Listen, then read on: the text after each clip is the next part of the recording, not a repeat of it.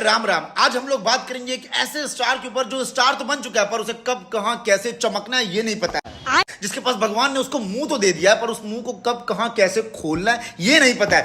Hello भाई, नमस्ते, प्रणाम। धर्मेंद्र दीवाना एंटरटेनमेंट में आप लोग का स्वागत है। भोजपुरी का खबर सबसे पहले पाने के लिए धर्मेंद्र दीवाना एंटरटेनमेंट को आप लोग सब्सक्राइब और शेयर करें।